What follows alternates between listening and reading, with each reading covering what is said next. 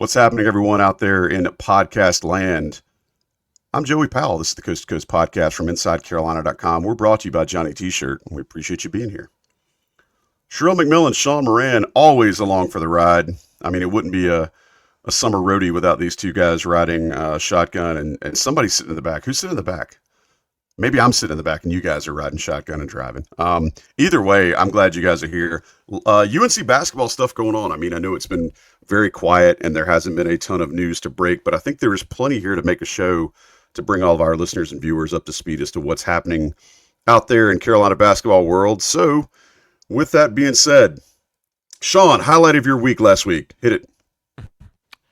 Highlight of the week in LA is probably tough for what's been going on, but highlight of the week probably has been watching the UNC Instagram videos of the players. You get to only see shots going in. Everybody's looking a little bigger and stronger, so you get a little excitement with everybody on campus now that the majority or the most of the portal craziness is over. So it's been fun to watch a few clips and actually start thinking live basketball again.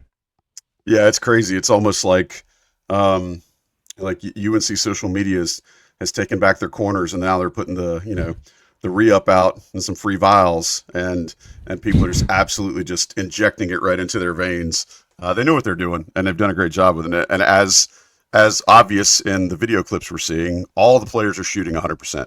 Sherelle, favorite thing out of your past week, man?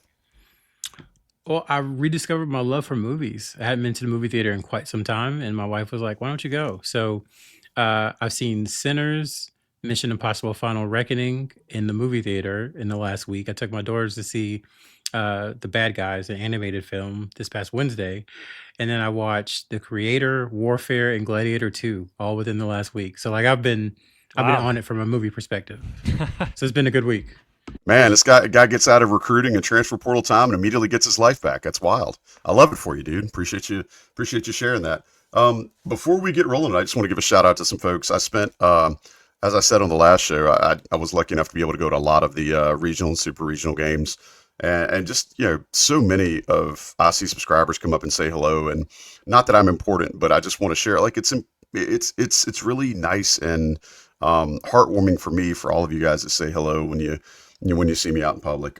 Again, I'm just a dude with a microphone hosting these two guys who know all the information, but I really do enjoy talking to folks that listen to the show. So, Ben, Mike Caps, those guys sat behind me for most of the supers.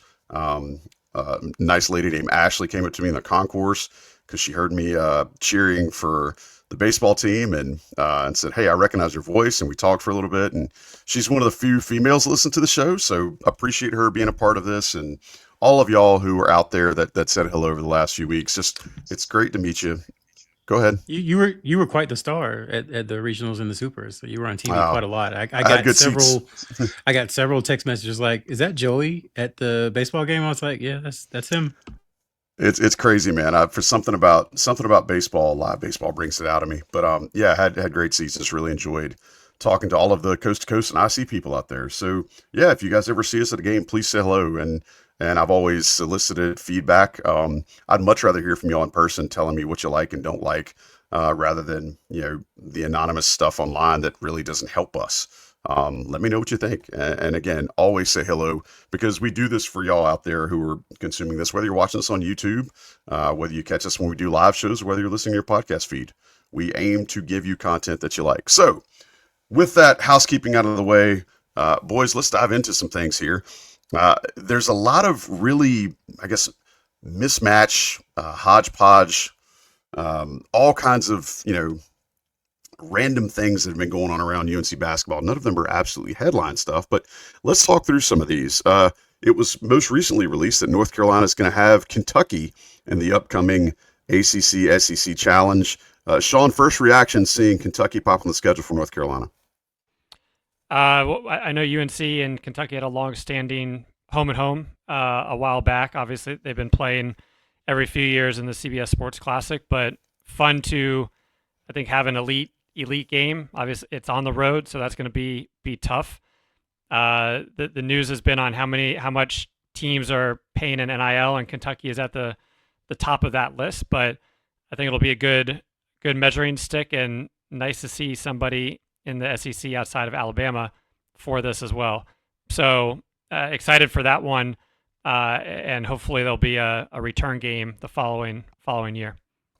Sherelle, with high school recruiting being so different now than it was even 2 years ago, does the UNC Kentucky matchup still have the implications that it used to have? Is it more of now, I guess, a measuring stick as to where each program is with respect to its own status and its own history? I think so. I think that's part of it. Another part of it, I mean, these are probably the two loudest, most brash fan bases, I would say, in the country when it comes to basketball. I think Kentucky is no disrespect to Carolina fans, but I think Kentucky fans are just on a different level, and that's not necessarily a good thing. But they're on a different level as far as like what they do and how they react to their team. But Carolina fans are not far behind. So I think you have the two largest fan bases, arguably the two biggest brands in college basketball, arguably the two best programs in college basketball history. So it's kind of surprising that it didn't happen earlier with the SEC ACC challenge. I know this is only the second or third year. But if you're an ESPN executive, it's kind of like a dream matchup because you have Carolina coming into Rupp with a Kentucky team, as Sean said, that we believe is has the highest salary pool of any team in the country. Both have coaches who are played at those universities. So it is is what you want if you're a college basketball fan. And I think for Carolina, you start looking at the schedule, and we were like, yes, you have to help Hubert Davis and make the schedule easier, which I think they did. But then you look at it, and on it still is Kansas, Michigan State, Kentucky, Ohio State. And then you play Duke twice in the regular season.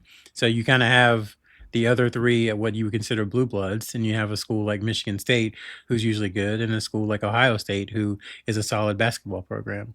So even though the schedule was easier than it was last year, it's still not an easy schedule. That was my main takeaway once Kentucky was announced, that like, wow, Kansas, Kentucky, and Duke twice is pretty serious. And North Carolina's got to win some of those games. At the end of the day, that's what was I guess, the main talking point last year. That even regardless of which side you fell on, that was the biggest sticking point for North Carolina's resumes. They've got to win some of those this year. And I'm with you guys. I think anytime you get a chance to go play at Rupp, probably won't be a ton of pressure.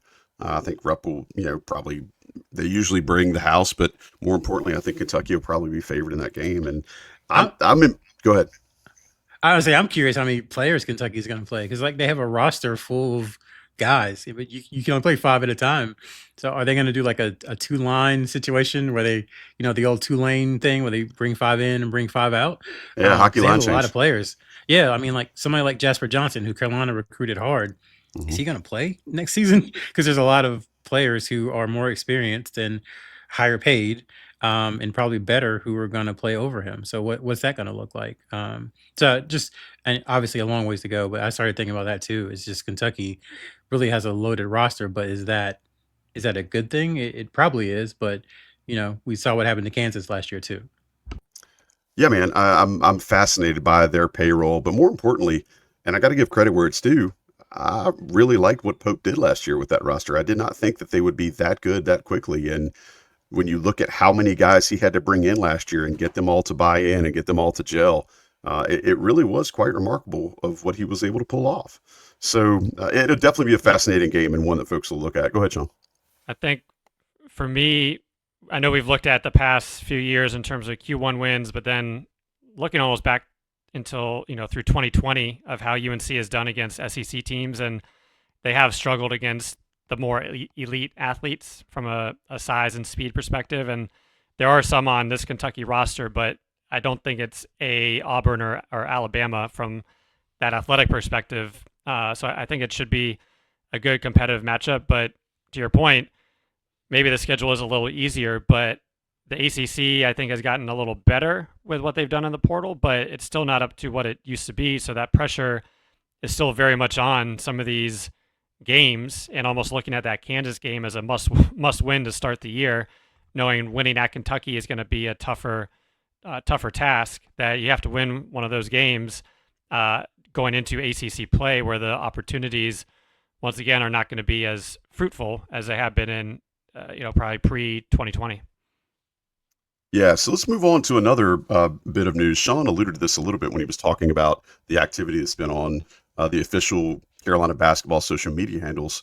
But the most of the transfer portal players have arrived on campus and have begun working out. You can actually see some of the coaches working with them, and you can actually hear some of the feedback in some of the clips, depending on how good your volume is, or whether you're listening to it with earbuds or anything like that. But Sherelle, tell us a little bit about, I guess, what folks can expect these guys to be working on. Obviously, building chemistry early on is really huge. You've alluded to that in some prior episodes, but what are the main things that you expect the staff to be doing with the new guys as they get to campus and as they've been here for a week or so now? What are kind of the 1 and 2 priorities for the staff with getting these guys to build some cohesion? I think number one, just because of what the head coach has said and the way he believes in things, is that you have to get to know them, because you just frankly didn't get a chance to know them during the portal recruiting process. You can have a couple conversations, you can discuss things and have a kind of a surface level feel for how they view things, how they view the world, what their goals are, what their aspirations are, what makes them tick. But to be able to coach them, I do agree with Hubert Davis. You have to know them. And so I think that's a huge part of what the summer is. And that's why they usually, they take the trip to the Outer Banks sometimes. They have a whole bunch of bonding things where they volunteer, where it's just a whole bunch of what we call team activities, whether it's just eating dinner together or pick up together or, like I said, vacations together.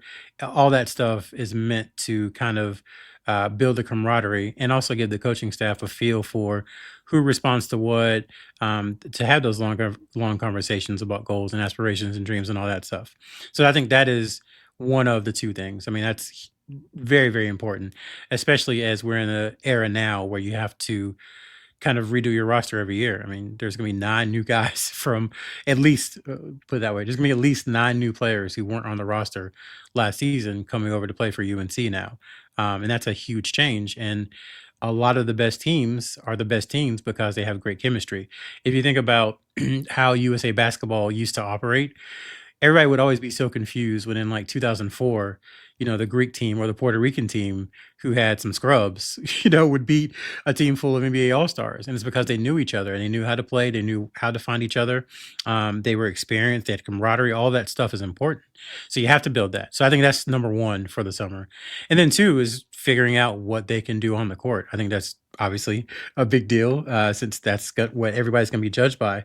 I think even last year this time, we had started to hear like, ooh, we don't know what it's going to look like, at the center position.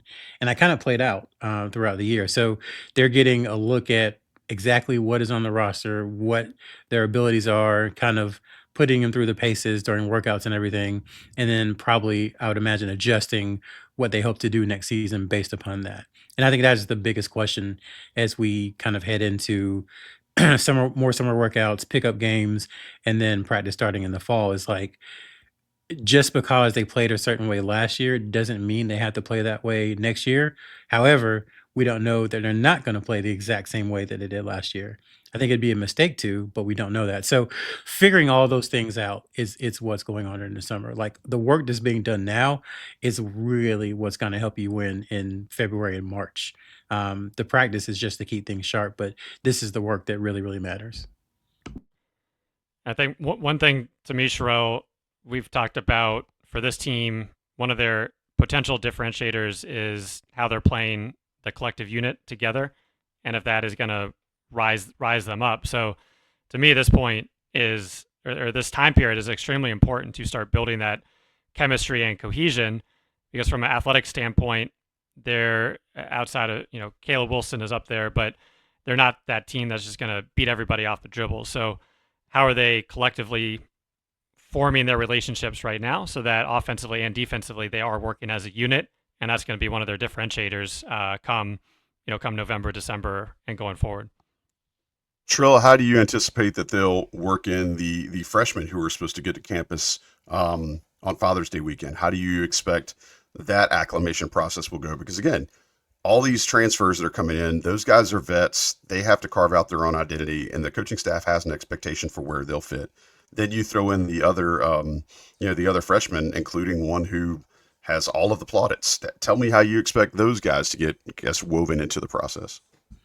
I don't think it'd be that much different. It's just they have the extra layer of never having been in college before. I used to say never been away from home, but all three of these guys have played in all-star teams and traveled abroad and traveled to the United States. So they are cultured from that perspective, but still integrating, I would say 6 to 9 hours of class during the summer with workouts and responsibilities and all that stuff. That is new. So I think they have the same situation, but they're eased in a little bit more, given a little more grace than probably the transfers are, just because it's so new to them.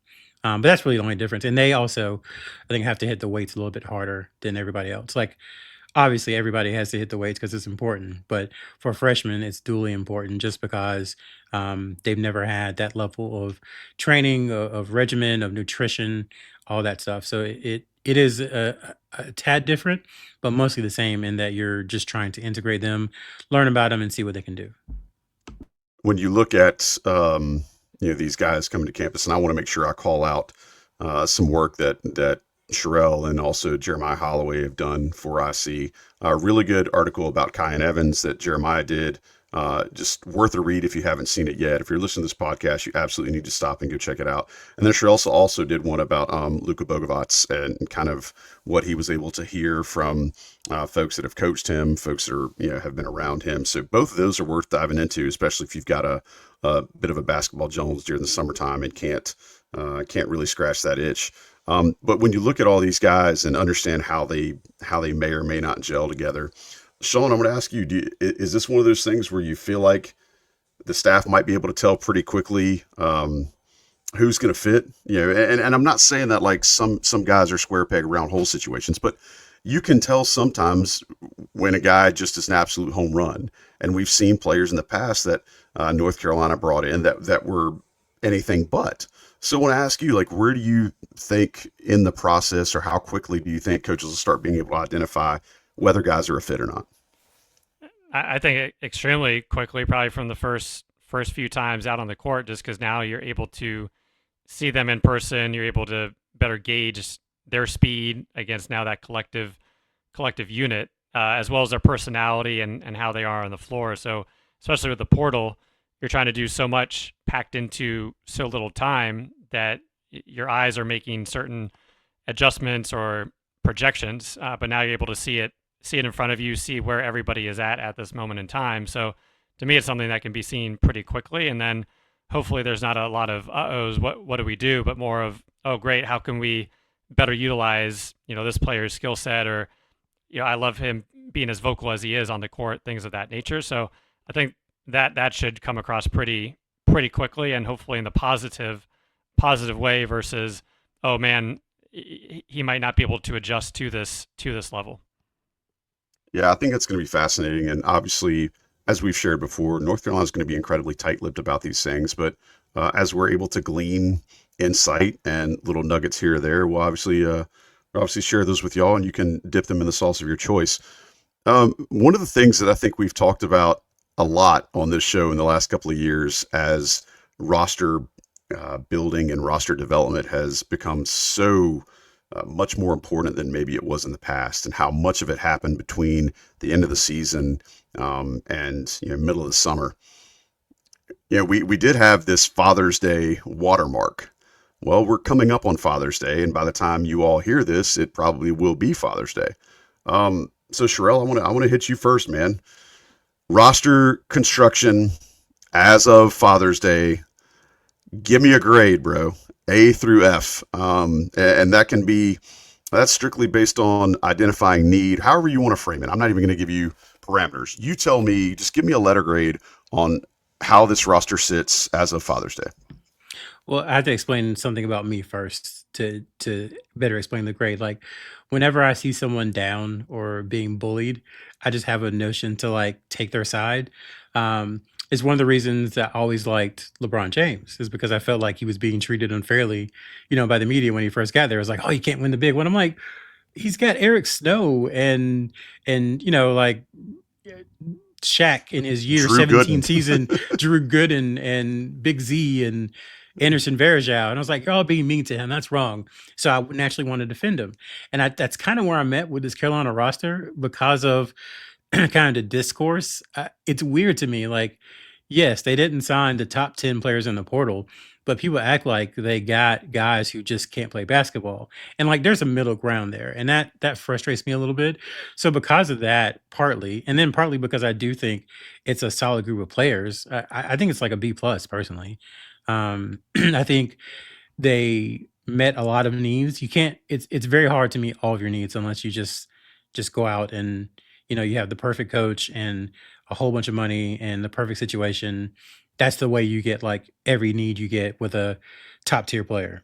So you're going to have to kind of find ways around that. And I think they really did a good job, especially at the guard position after a couple of the guards that they went after either didn't show interest, decided to go elsewhere, or their asking price was too high.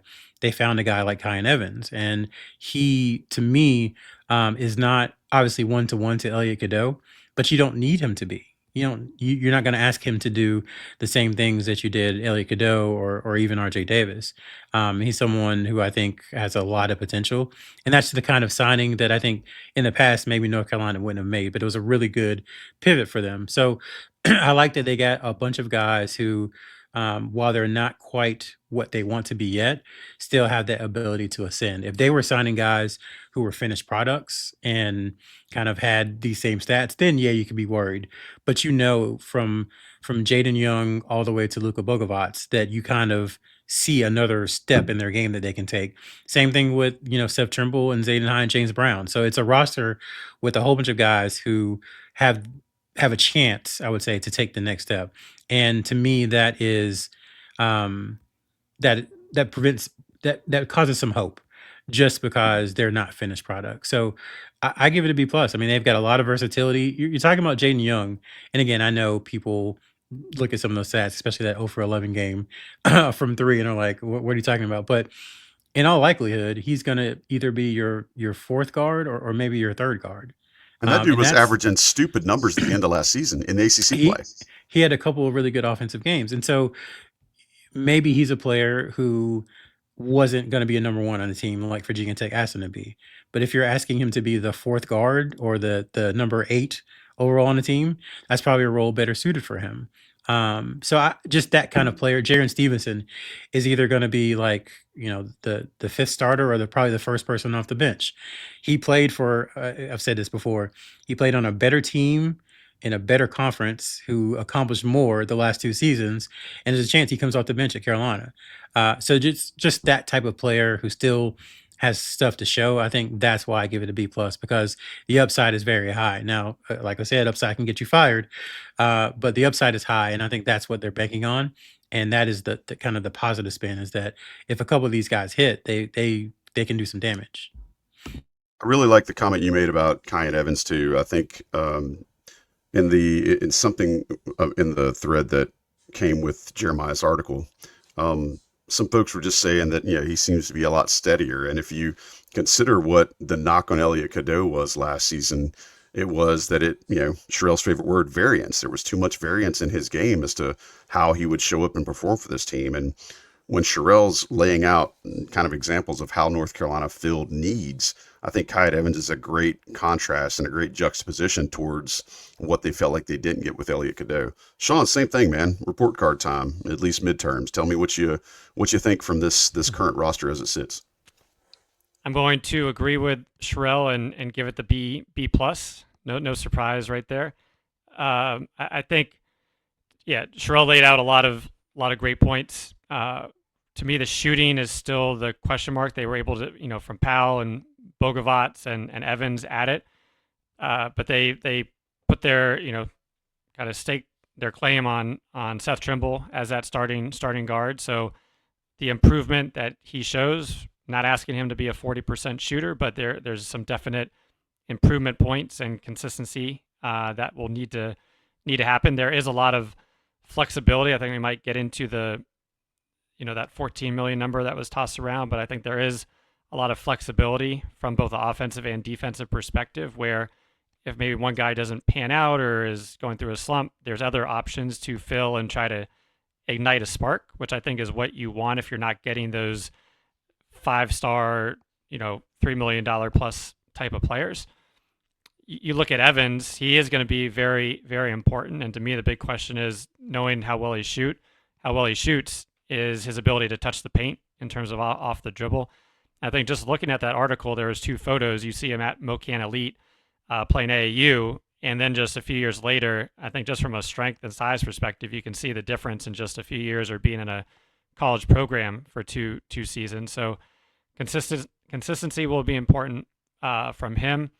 I think from the bigs, Vasar extremely excited about what he can bring, and then how a Stevenson and Wilson can fit along aside him. So there's a lot to like, which is why it gets that B plus. Obviously, a lot of question marks as to how that fits, but to me, it's that flexibility both offensively and defensively to try to do things a little differently or hit buttons if things aren't working. Flip side, that can also get you in trouble if you're trying to hit too many buttons and nothing's working, or you're not giving it long enough to work out. But there's a lot of pieces. I think the strengths offset some of the other weaknesses, and going back to that depth piece of a Dixon or a Young, or even a High, a Brown, etc. Like those deeper guys off the bench can still bring very important aspects to the team this year. Yeah, you always try to compare, when you're looking at depth, can your 8th guy beat the other team's 8th guy? And if Jaden Young is that 8th guy from North Carolina, you got to think he's going to be in a good spot against some other teams' 4th guards, as Sherelle laid out. And I would also just say to our listeners and fans just in general, if you think about how everyone felt going into last season, knowing about the dearth in the post, and then the same thing most folks felt about this roster a month and a half ago about the gaps on the wing, you have to feel better now than you did before then, just thinking about North Carolina filling holes and respecting their own need and trying to find ways to alleviate that. Well, good, guys. I appreciate y'all doing the typical Father's Day thing with me. And if you have not purchased Father's Day gifts for the father in your life, I'm going to go ahead and tell you to go to Johnny T-Shirt. If you get something for your father or a father that is close to you, and it's not from Johnny T-Shirt, then you don't love your father enough. I'm going to go ahead and tell you, if you really care about the father figures in your life, you will go to johnnytshirt.com. You will visit them on East Franklin Street in Chapel Hill, and you will get that gear that your paterfamilias wants, right? Don't slack. It's one day a year. Take care of them. Get them the gear that they want. Get them the stuff that they need. Get them some new Father's Day drip, right? Hook them up. JohnnyTshirt.com. Premium subscribers to Inside Carolina know you get an extra 10% off the top of their amazing prices to go with their great selection. So use that code. Get the extra 10% off. Save some money. Take care of dad. You'll be glad you did. Don't do socks unless they're UNC socks from Johnny T-Shirt. All right. Thank me later. Johnny T-Shirt will thank you. And you'll just be a better person for it. All right. If you're listening to us on audio, there will be some national ads that drop in right here. If you're with us on YouTube, just stick around. We're going to keep powering through and giving you another great show of the Coast to Coast. I'm Joey Powell for Inside Carolina, Coast to Coast podcast, rocking and rolling down the line. We just did our Father's Day eval, which used to be kind of the big turning point, is when we felt like you could assess the roster, and currently we've done that. Sherelle, Sean alluded to it a second ago, but more importantly, I want to shout out to Tommy and Greg for doing a kind of a next level podcast about North Carolina's roster, which has been assessed somewhere around $14 million this year. So, Sherelle, I want to give you guys a chance to speak on that a little bit. Knowing what other schools and other blue bloods are paying, we referenced earlier, we think Kentucky's through the roof. Do you feel like North Carolina, probably where they sit right now, likes their value? I think so. I mean, the number it jumps out at you. And maybe for those of us who were kind of tracking this behind the scenes, it didn't, because, we've seen kind of how it tallies up. But this is what it takes to compete at the highest level, against the top schools. And more than anything, just like it was when Bill Belichick was hired, I think the takeaway here is not, oh, look what UNC got for $14 million for this roster. It is, wow, UNC put $14 million into a roster. To me, that is the takeaway. That is what will last far after these guys are gone, is that North Carolina sees value in its basketball program as the kind of shining star that it's always been and wants to make sure that it's there. And they're going to spend, commensurate to that. So that is a big deal because it's very easy in this day and age to say, nope, all in for football. Football makes all the money. That's where you need to be. But I think, the chancellor and the athletic department have said, no, you have North Carolina basketball. It's a jewel. You have to protect it, and you have to make sure that, you're spinning to the point that it doesn't fall by the wayside. And that is what this does. And we can have a larger conversation at some point, but I think it is a message to the world that Carolina is open for business should it need to be. And is also a message to Hubert Davis that you're supported and that they really want it to work. Whether or not it does, I think time will tell, but it's twofold. And I don't see the bad in it, honestly. It is, hey, Hubert, they want you to succeed. They want you to do well. They're going to put all the resources they have behind you and ask you to go do it. And if he's not able to, then like I said, it's a message to everyone else that says Carolina is serious and they want to succeed in basketball. So that's my takeaway. The number itself is like whatever. The individual salaries I don't care about. It's just, to me, it shows the investment that they're willing to make in another big sport at UNC. Yeah, it's uncomfortable just because it's not anything like we've seen in college sports before. But just the more of this that happens, the more it shows the current reality. And I think that's kind of the angle that Tommy and Greg were going with, that this is North Carolina investing because they have to kind of keep up. And Sean, so I would ask you kind of the counterfactual. What happens if North Carolina doesn't put this kind of roster together, and maybe they only went halfway and spent $7 million or something like that? I mean, can you paint a picture as to what might look like around the program, what things might look like around the program if they had not tried to be one of the top spenders in this past season's transfer portal? Well, yeah, then I think the messaging is that UNC in this new day and age can't compete, and that they are looking at how people have looked at the ACC and SEC falling rapidly behind, and maybe are turning into that Indiana program that we talk about on the message board. So I think it was positive for the 14 in my mind. And Joe, I know you're going to hate this. I look at it, if you're doing a fantasy football auction draft, right? And well, I think a lot of people, this can make sense. You're not going to, UNC was a team that wasn't going to go above $60 for a star player, but they were going to really hit in that $35 to $50 range. And I think that was accurate, because whether they wouldn't go over or they weren't going to be able to get the caliber of player, which I think really started with Donovan Dent early on, of this $3 million and up threshold, that probably a lot of the negativity is because they don't have those superstar names, a Boogie Flan, the Xavier Lee that Florida got, and you can kind of go on. But when you did have to add as much as they did with the 9 players and across all different positions, you had to spread that money around. So yeah, just put everybody in a spreadsheet and just put out your guesses, and all of a sudden when you're adding up 10, 12 guys, and most of them that you have to probably overpay a little bit to get, especially in that starting lineup, it adds up pretty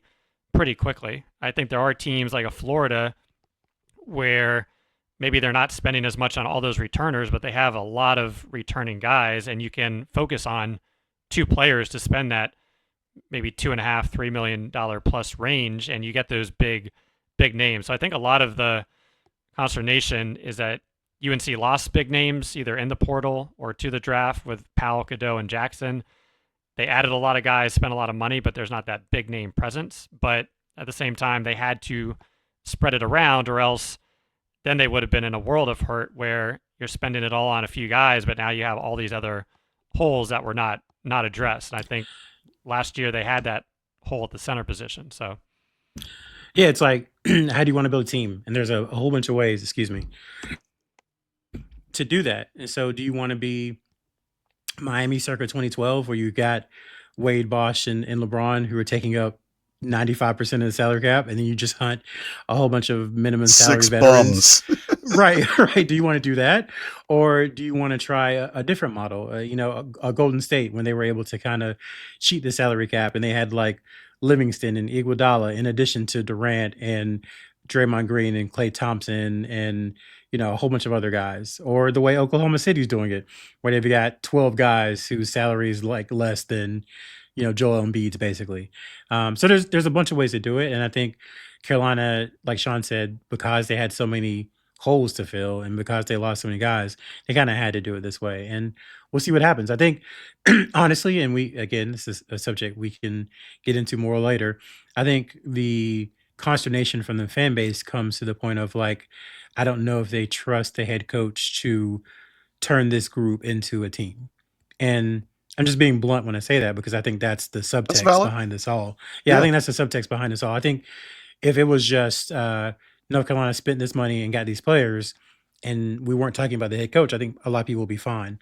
But because of the way the last 4 years have gone, that causes some questions with how the roster might, work out. So there's I don't want to ignore that and act like it's not there, but that is subtext too that I think people are applying when they are critiquing the roster. Yeah, that's a good frame. I think that development of players has absolutely been a rightful criticism for the fan base around this staff for a little while, and seeing how players mature and how they're able to grow their ability while they're in the program. I could see where that would be a very right place to pick. All right, last thing, we'll get out of here. Sherelle, the NBPA has been, I was the top 100 for the NBPA. Their tournament has been going on, or that showcase has been going on, not tournament, has been going on in Rock Hill, South Charlotte, whatever you want to call it, this week. Just tell us a little bit about what that event is, North Carolina's presence there, and what we might see coming out of that. Yeah, so this is an event that is always good. It went through a stretch there, I would say in the mid 2010s, where you weren't sure how it was going to survive, but it's definitely bounced back over the last few years. It was in Charlottesville for the longest time. NTA rules changed that, and so they had to adjust and move elsewhere. It was in Orlando for a few years after COVID, and this is the first year that it's down in Rock Hill. They built an amazing facility in Rock Hill maybe 4 years ago. And Adidas has huge events there, a lot of AU tournaments. It's becoming like a kind of a sports town a little bit. So that is a context. And then it's called Top 100 because their goal is to kind of get the top 100 at the camp. It doesn't always work because there's always USA basketball, either like 18 and under. One of the between 16 and 19 under teams is always playing during that time, and so those guys aren't there. But they've done a good job of really expanding it into, I would say, some of the sophomore class and into the junior class, and they have a lot of top named guys there. I think from a UNC perspective, the offer guys that were there: Dylan Mingo, Dan Rippey, Cameron Holmes, Cole Clower, Anthony Thompson, Cole Rosario, Taylor Kinney were all there. And then guys who they're interested in, like Cole Rosario, Quaden Samuels, Terrace Bowie, Jordan Page, are all there as well. So a bunch of players. The UNC staff, we know, I think there was, I think 2 people there on Wednesday, because this is a part of a short evaluation period that's only for NBPA. So it's basically like not even 36 hours. It's more like 30 hours between Wednesday and Thursday where coaches can watch guys live. And I think today they might have had, or Thursday, they might have had 4 guys there. And each team has 10 guys, and they kind of rotate each quarter, and coaches can watch them. It's grueling. It's long because they play NBA length games, and players are not used to that. And they play, I want to say, 4 or 5 games within like a 24-hour, 36-hour stretch. So by the end of it, every year the players are exhausted. You got guys dropping out. So it's almost like a test of will to see if you can last the entire NBPA camp. But it's a really good evaluation chance for coaches because it includes players from all the circuits. That's Puma, UA, Adidas, and Nike.